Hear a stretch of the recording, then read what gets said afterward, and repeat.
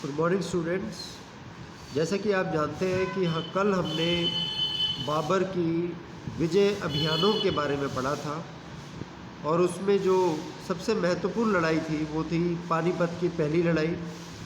उसमें हमने बाबर की व्यू रचना जो थी, किस तरह से उसने प्लान किया था बैटल जो है उसके बारे में पढ़ा और किस तरह से उसने एग्जीक्यूट किया, उसके एग्जीक्यूशन के बारे में हमने डिटेल में पढ़ा। तो अब जो आज हम पढ़ना चाहेंगे वो ये कि पानीपत की लड़ाई का क्या महत्व था या इसके क्या परिणाम हुए। महत्व और परिणाम एक ही बात है। तो देखिए, इतिहास की निर्णायक लड़ाइयों में से एक मानी जाती है पानीपत की पहली लड़ाई, जो 20 अप्रैल या 21 अप्रैल 1526 को हुई थी। कुछ इतिहास कुछ किताबों में 20 लिखा है, कुछ में 21 लिखा है। वैसे 21 अप्रैल जो है ऑथेंटिक डेट जो है प्रतीत होती है। 21 अप्रैल 1526 को ये बैटल हुआ। तो पहला परिणाम या पहला महत्व ये हुआ कि इस बैटल से लोधी वंश की समाप्ति हुई। आप ये जानते हो कि दिल्ली सल्तनत पर 5 राजवंशों ने शासन किया। ठीक है, दास वंश या मामूलक वंश इसको कहा जाता है, खिलजी वंश, तुगलक वंश, सैयद वंश और अंतिम है लोधी वंश। तो इस लड़ाई से जो सबसे महत्वपूर्ण प्रभाव पड़ा वो ये था कि लोधी वंश का अंत हो गया। इब्राहिम लोधी जो है वो लोधी वंश का अंतिम शासक और दिल्ली सल्तनत का अंतिम शासक सिद्ध हुआ। ठीक है, दूसरा प्रभाव ये हुआ कि दिल्ली सल्तनत का भी अंत हो गया। लोधी वंश का तो हुआ ही, इसके बाद क्योंकि बाबर का शासन हो गया इसलिए दिल्ली सल्तनत का अंत हो गया। वो सल्तनत जिसने लगभग 300 साल तक भारत पर राज किया, 1206 से लेकर 1526 तक, वो अब समाप्त हो गई। और इसका एक प्रभाव ये हुआ कि मुगल वंश की स्थापना हो गई। देखिए, भारत में अभी तक मुगल नहीं आए थे। पहले आने वाले मुगल जो थे वो बाबर के मार्फत जो है भारत में आए और फिर मुगलों ने 1526 से लेकर 1857 तक भारत पर शासन किया। जैसे दिल्ली सल्तनत का शासन लगभग 300 वर्ष का था, ऐसे ही 300 से भी ज़्यादा वर्ष तक जो है मुगलों ने भारत पर शासन किया। बाबर के बाद उसका पुत्र हुमायूं के पास उसका पुत्र अकबर के बाद जहांगीर, उसके बाद फिर शाहजहां, फिर औरंगज़ेब, फिर बहादुर शाह प्रथम, फिर जहांदर शाह, फिर फ़र्रुखसियार, मोहम्मद शाह, अहमद शाह, अकबर द्वितीय, बहादुर शाह जफ़र जैसे शासक हुए 1862 तक या 57 तक हम कह सकते हैं। 1862 में मुगल वंश के अंतिम शासक बहादुर शाह जफ़र की मृत्यु हुई। तो भारत में पानीपत की लड़ाई के कारण मुगल वंश की स्थापना हुई और बाबर ने फिर भारत में रहने का निर्णय कर लिया। इसका परिणाम ये भी हुआ, पानीपत की लड़ाई जब जीती तो बाबर का जो कॉन्फिडेंस लेवल है वो बहुत हाई था उस टाइम। अब देखो, बाबर के जो उसको आमंत्रित करने वाले जो लोग थे, जैसे मेवाड़ का राणा सांगा, ठीक है, दौलत खान लोधी पंजाब का गवर्नर, वो तो ये समझते थे कि बाबर एक आक्रमणकारी की तरह आएगा और चला जाएगा। लेकिन बाबर ने अब भारत में रहने का निर्णय कर लिया क्योंकि उसकी ये दिली ख्वाहिश थी कि हिंदुस्तान को उसने जीतना है। जैसे कि उसने अपनी पुस्तक तुज़ के बाबरी में भी लिखा था कि काबुल को 1504 में जीतने के पश्चात उसकी एक ख्वाहिश थी कि वो हिंदुस्तान पर आक्रमण करे। इसका कारण ये भी था कि वो मध्य एशिया में अपने अभियानों में असफल हुआ था। जैसे समरकंद को वो जीत नहीं पाया, समरकंद उससे हाथ से निकल गया और साथ ही साथ उसके हाथ से उसकी राजधानी, उसका जो वतन था फरगना, जहाँ पर उसका जन्म हुआ था, वो भी निकल गया। तो बाबर ने सोचा कि दर दर की ठोकरें खाने की बजाय, कि जंगलों में ऐसे ही जीवन व्यतीत करने की बजाय उसका एक स्थायी ठिकाना हो जाए। हिंदुस्तान से वैसे ही वो मोहब्बत करता था। अपने तुज़ के बाबरी में उसने बहुत कुछ हिंदुस्तान के बारे में लिखा है। उसके धन धान्य के बारे में, उसकी प्रकृति के बारे में, यानी नेचुरल जो वेजिटेशन है, चाहे वो प्लांट्स हैं, एनिमल्स हैं, he has describe them very well in Tuzuk के बाबरी या बाबरनामा, जो कि उसने तुर्की भाषा में लिखी थी। तो अब उसने भारत में रहने का निर्णय कर लिया और एक प्रभाव ये हुआ कि युद्ध नीति में परिवर्तन हुआ।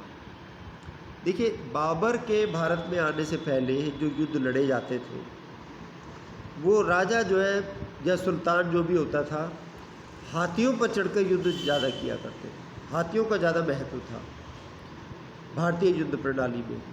और भी देख लो आप, जो प्राचीन काल में जो राजा होते थे, they prefer to fight war while on elephants, क्योंकि ऊंचे स्थान से पूरे युद्ध का मुआयना किया जा सकता है, उसको अच्छी तरह से देखा जा सकता है। लेकिन हाथियों का प्रयोग कई बार जो है हानिकारक हो जाता था, कि जैसे बाबर ने तोपें चलाई तो गोले बारूद की आवाज़ सुनकर हाथी भिदक गए और अपनी सेना के ऊपर चढ़ गए। तो इस तरह की नाकामियाँ हो जाती थी।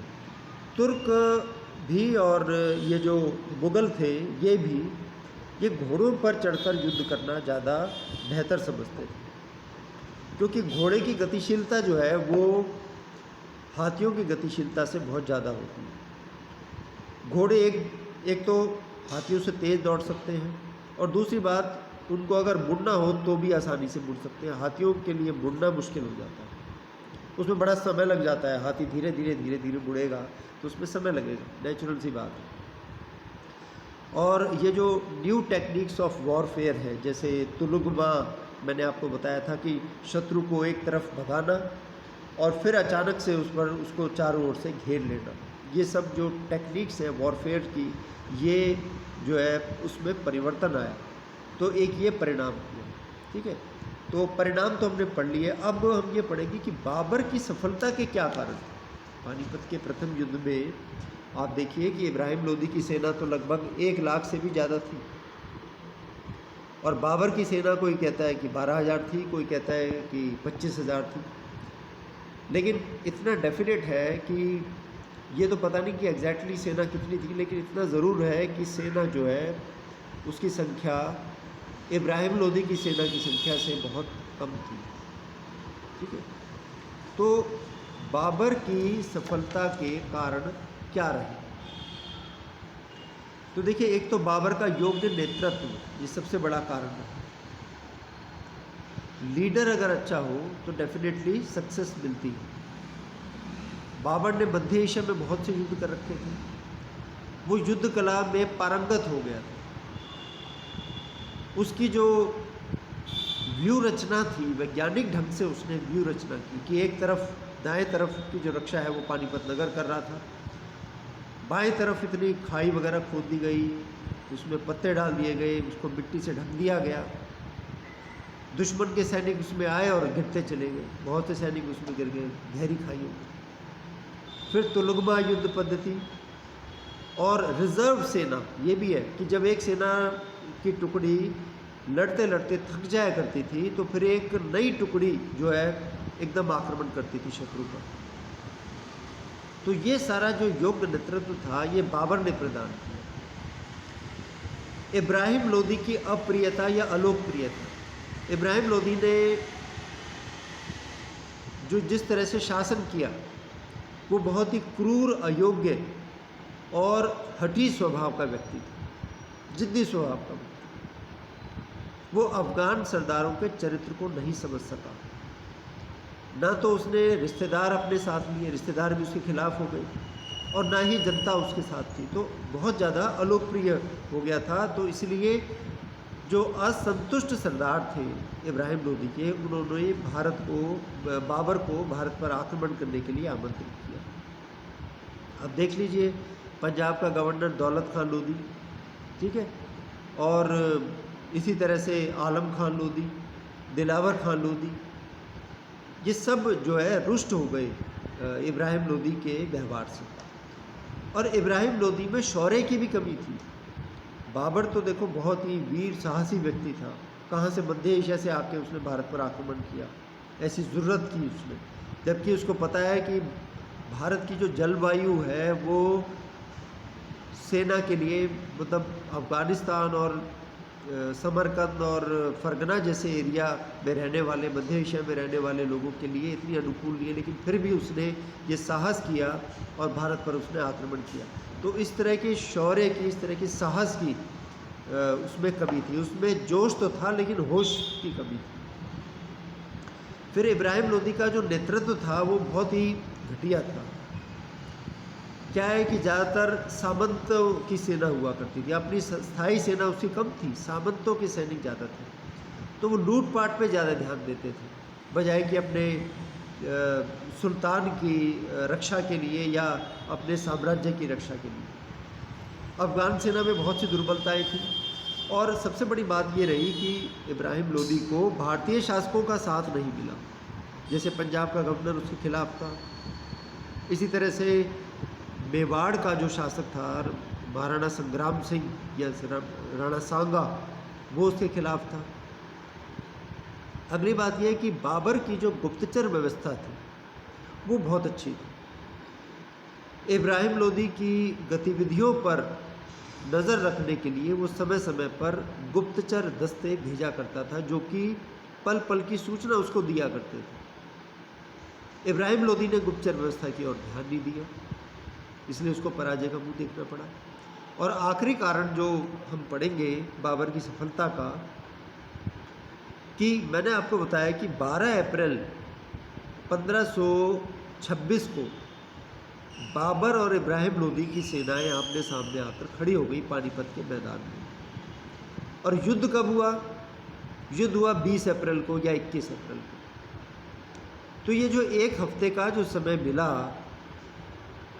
मुगलों के लिए, ये बहुत लाभदायक रहा मुगलों के पॉइंट ऑफ व्यू से, क्योंकि एक तो सेना को आराम करने का समय मिल गया और समय का सदुपयोग करते हुए बाबर ने इब्राहिम लोदी के खिलाफ एक कुशल व्यूह रचना जो है रची, जिसके सामने अफगान सेना नहीं टिक सकी।